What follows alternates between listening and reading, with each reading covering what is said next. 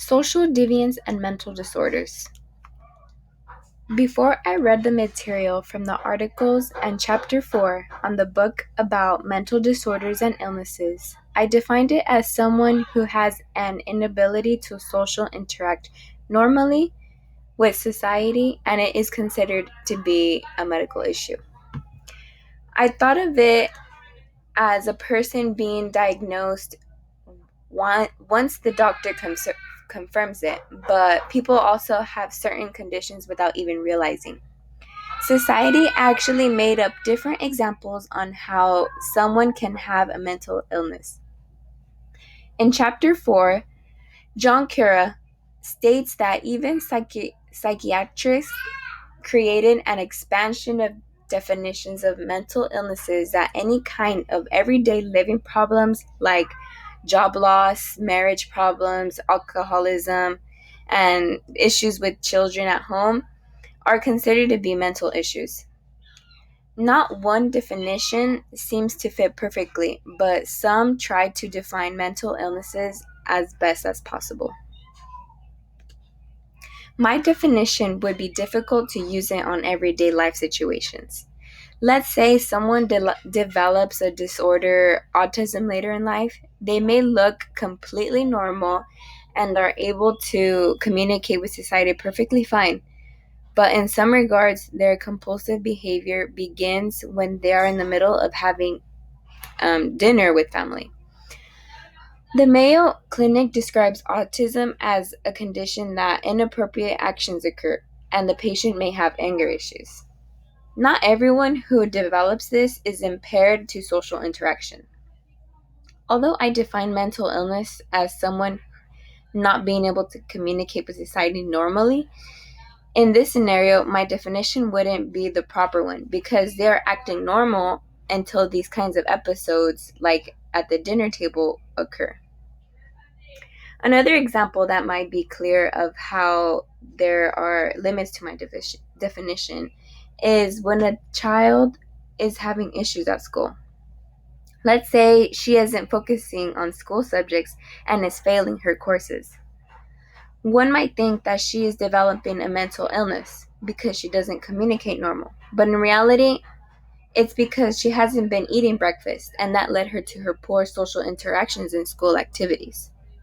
She technically can communicate really well, but the problem was not eating breakfast at home before she came to school. What develops in mental illnesses? In the article Mental Disorder and Violence, there is an understanding that there's a correlation between two mental illnesses and violent actions, because someone who is most likely addicted to a substance like drugs or alcohol, they are more likely to commit crimes. In the book on page 134, it explains that explanations of mental illnesses based on genetics and treatments are true. We assume that one might become addicted and the chemical in the drug could affect their process of thinking. So how do we measure or treat these types of mental disorders? Doctors attend mental disorders in a variety of ways depending on race and the type of treatment for their specific condition. In the article of Whiteness, Criminality, and the Double Standard of Deviance, Social Control, it reveals that there's a difference between how white individuals receive better health treatment than those of color. Individuals of color would more likely be seen as a threat than a white individual. They would be seen as like they are just sick. And we've seen in the news and in social media that a lot of people that are white tend to commit the crimes, like they do massacres and stuff like that, and not really people of color really do that. So, but the people of white, they are usually considered just to be sick from the head. Medications like psychoactive drugs help doctors with people with disordered behaviors, as Cura, the author, states. A total institution was a place where doctors or families would take their patients for treatment. Sometimes the treatment would be to lock them in a cellar for more than a whole day. Conflict theory comes into place because we are trying to fight the opposing side who don't do enough to equally treat minority groups, like the people of color. They don't treat them the same as white individuals. Some want to change the social justice in a different way, while others in another way.